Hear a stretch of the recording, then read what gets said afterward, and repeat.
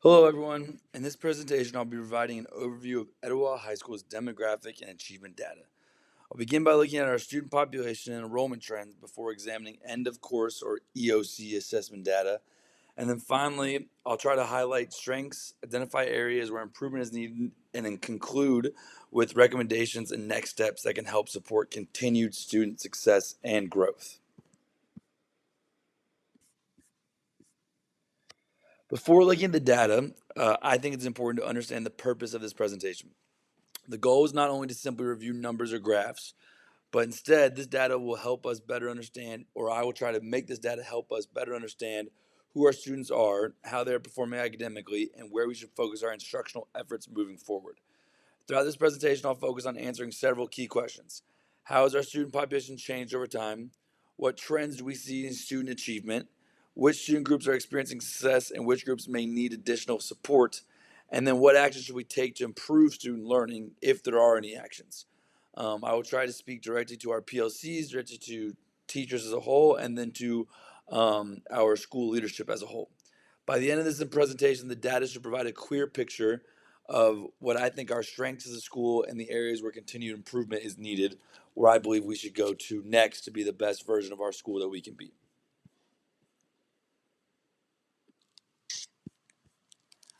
So before we jump into the actual raw data, a little bit about Etowah. I think it would be helpful to establish some context about our school. Etowah High School is one of 6 traditional high schools in Cherokee, meaning just traditional public 9th through 12th in Cherokee County, and has served the community since 1976. Each year, we enroll approximately 2,400 to 2,500 students in grades 9 through 12th. Depends on the year. In my classroom right now, I have some class sizes that are 31 students. I have some classes that are 18 students, but typically it's between those two numbers. This presentation focuses on 3 primary areas: our student demographics. Who are our students? Their ethnicities, their backgrounds.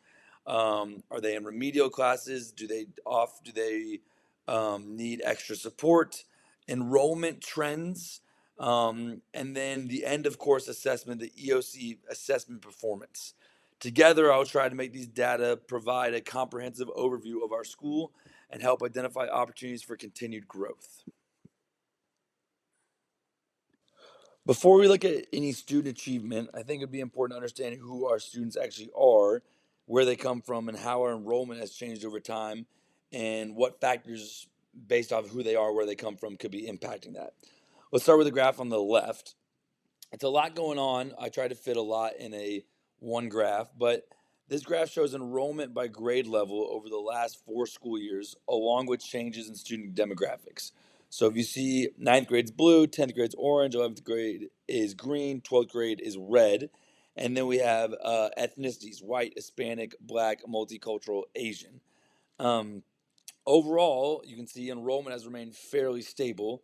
Ninth grade continues to have the largest class, while 12th grade enrollment has steadily increased over the last 4 years. I would bet this is pretty typical of most schools in Cherokee County, especially nowadays. Students are changing after ninth grade. That increase is encouraging because the increase in 12th grade is encouraging because it suggests more students are staying enrolled through graduation. Looking at the demographic trends, white students continue to make up the largest percentage of our student population, although that percentage has slowly decreased from 58% to 54%. Hispanic students have remained steady at around 24 to 25%, while black and multiracial enrollment has increased slightly over the last 4 years. Asian enrollment has remained consistent throughout the last 4 years. The pie chart on the right provides a snapshot of our current student population for the 2024-2025 school year. I did this for all the other school years, but I felt that as this one, 2024-2025, really gave us a good indication. Um, White students make up 50% of enrollment, 54% of enrollment. Hispanic students account for 25%. Black students make up 12%, and then multiracial students represent 6%, and Asian students represent about 3%. And again, one of the reasons I think Cherokee County is great is it is one of the more diverse counties in our um, state.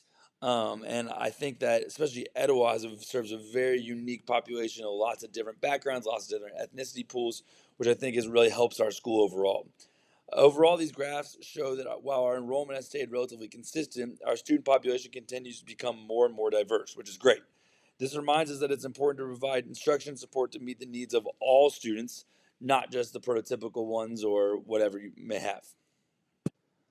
Okay, so now that we have looked at our enrollment trends, let's take a closer look at who our students kind of actually are. These graphs provide a disaggregated look at our student demographics by breaking our student population into multiple different groups, not just ethnically, but also what they bring into the classroom. Are they in need of extra support? Are they on free or reduced lunch, etc.?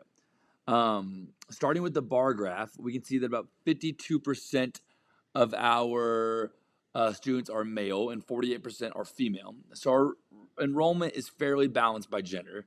We also see that 34% of our students qualify for free or reduced meals, and then 12% receive special education services, and then 10% are English learners. This is really interesting because the 3 previous years, the reduced meals numbers were very steady. In the past 3 years, they've really increased, excuse me. And then these numbers help us, I think these numbers help us understand the different needs our students bring into the classroom, not just ethnically or racially, but where the achievement gap and maybe why the achievement gap is a little different based off of what they've had in previous years. And it reminds us that maybe not one instructional approach is sufficient. We need to come with multiple to address every single type of learner in our classroom. The pie chart is kind of a reiteration of what we already seen, just a breakdown of our student population down by race and ethnicity. White students make up 54% again, and then Hispanic students make up the rest of the majority at 25%. The rest is split between Black, multiracial, Asian students make up the rest of the percentages. So looking at these two graphs together, I think gives us a clear picture of who our students actually are. Again, the disaggregated demographic data helps us better understand the diverse population we serve and provides important context as we begin looking at student achievement, which we'll look at next. But finally, before we do that, I think the graph on the bottom left shows enrollment trends in several of our student programs over the past 4 years. And I think this is important to look at before we look at student achievement based off of who actually is enrolling in our courses. Therefore, if we have more ESOL, the student achievement gaps on, say, a standardized EOC test could be skewed due to it not being their first language, or for an example like that. So one trend that stands out to me is that the steady increase in our English learner population, with ESOL enrollment growing from just over 4% to about 6%. As this population continues to grow, it's important that we provide strong language supports across all content areas to help students access grade level instruction and then therefore be able to perform adequately or equitably on the EOC scores, which you'll see the scores here in the next couple slides. We also see that about 12% of our students receive special education services, and that percentage has remained very consistent over the last 4 years. Gifted enrollment has also stayed fairly stable at around 13 to 14%. Another positive trend is the increase in students participating in vocational labs. This is something that is newer. More than half of our students are now involved in career and technical education programs, showing that these opportunities continue to be an important part of our school. Almost all of my students have second jobs or are interested in technical education, so this has been a huge part of the kind of the fabric of Etowah. These programs help provide context for some of the achievement data we'll see later in this presentation. As our students' population changes, our instructional practices and interventions must also adapt to meet those changing needs. For example, increasing numbers of English learners for students needing additional academic support may influence achievement trends if appropriate supports are not in place. Overall, I think this information reminds that when we analyze student performance, we also need to consider the unique needs of every individual student as much as we possibly can. All right, so now that we've looked at our school's demographics, enrollment trends, and student programs, the programs that the students are involved in, what skills they come to the classroom, what skills they don't come to the classroom, I think it's now we can begin connecting those data to our academic performance. So one of the first things that stands out is that biology and U.S. history have remained our strongest performing end of course subjects. So this is a big long graph. We got algebra EOC, biology EOC, U.S. history EOC, and then American literature. So, as I said, biology and US history have remained our strongest performing end of course EOC over the last 4 years. Both subjects consistently have the highest percentage of students reaching the proficient and distinguished levels, including this past year, which hopefully that was part of my students as well. This suggests that the instructional practices being used in these departments are producing strong results. Now, that has a lot of pushback because I know we as teachers, it's really hard to put all of our weight into one EOC score, but consistently since 2021, those have been performing the best. So you could argue that perhaps whatever instructional practices we are doing in those two subjects is working perhaps maybe better than the other two subjects.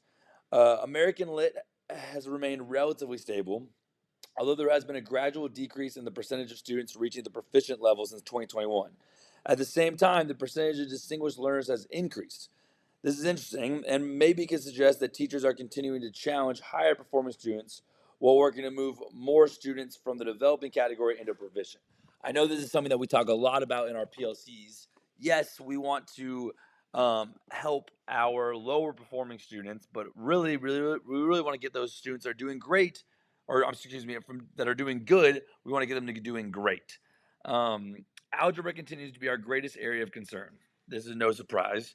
While beginning learners have decreased over time, more than half of algebra students still fall in the beginning or developing categories.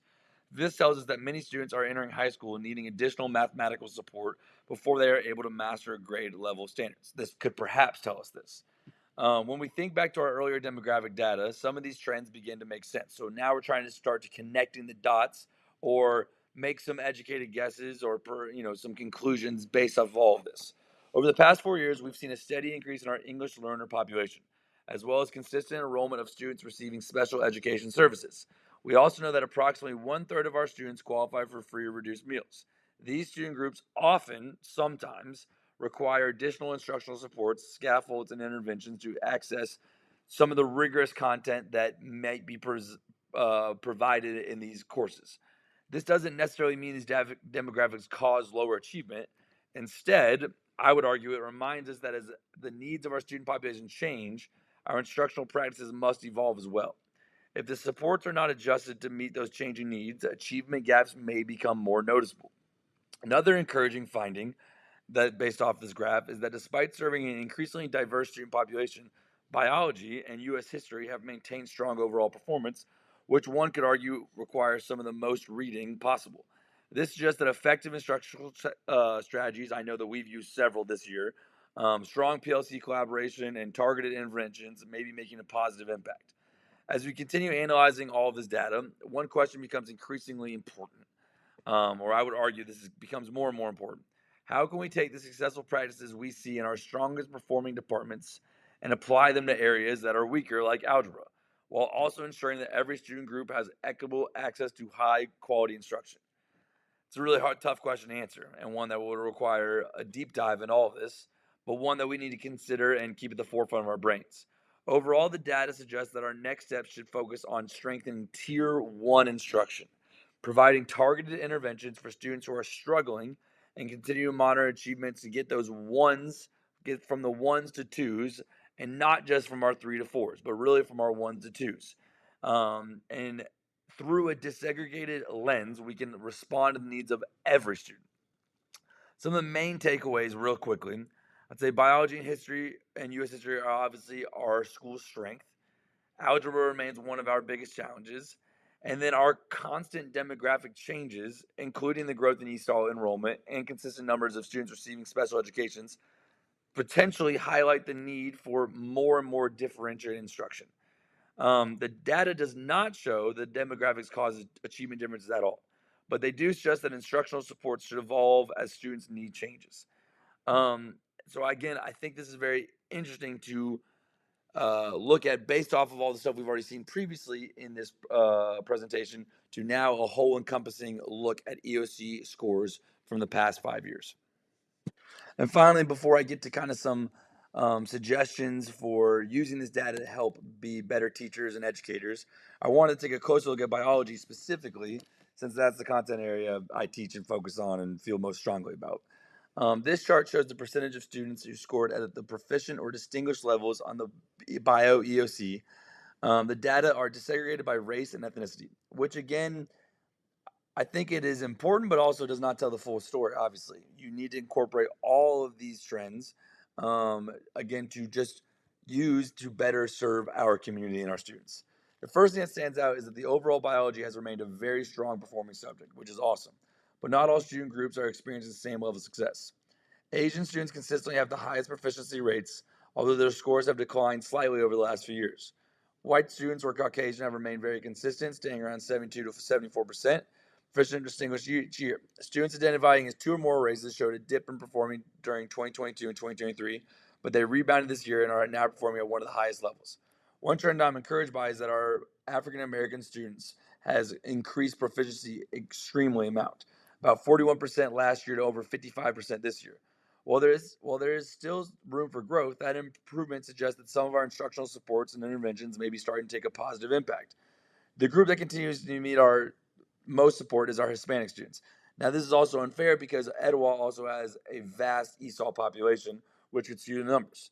Their proficiency rates have remained fairly consistent, but they've stayed around the 40 to 46%. We also know that our English language population has steadily increased, which again can contribute to this data. Well, we can't say that one caused the other. It does suggest they continue to strengthen language supports, vocabulary instruction, and then scaffolded learning, which I think is something we could all be better about, could help improve achievement for many of these students. As a biology teacher, this data reminds me that success isn't just about teaching the standards or teaching to the test. It's about making sure every student can access the content, continue to use strategies like academic vocabulary supports and visual models. Overall, biology continues to be one of the school's strongest tested subjects. The next step is making sure that success is shared more equally across all student groups. As someone who teaches biology, I don't just see percentages, I try to see students. This data reminds me that while our department is doing many things well, we also have a responsibility to make sure that every student has access to high quality instruction throughout the year. Something I want to get better at is not just cramming the last little bit or trying to teach the test towards the end of the year, but providing these supports and these access to materials throughout the year to reinforce their skills and not just in a very small math time. So after all of this data and analyzation, I think it was helpful to kind of, as me as a teacher, and to provide y'all with some context about what I think some next steps for each individual subject teacher could do to help better improve our data and our scores. I think for biology teachers, first step would be analyze biology EOC subgroup performance to identify achievement gaps, particularly for Hispanic and Black students. Meet monthly as a PLC to review common assessment and benchmark data, which I think we do a great job of. Share instructional strategies that have been successful with high performing student groups. And then increase opportunities for hands on labs, data analysis, and then this really is an important one, inquiry based learning, which I think is something that is always repeated in our PLC but rarely implemented sufficiently. And then lastly, provide targeted intervention and tutoring for students scoring in the beginning and developing categories.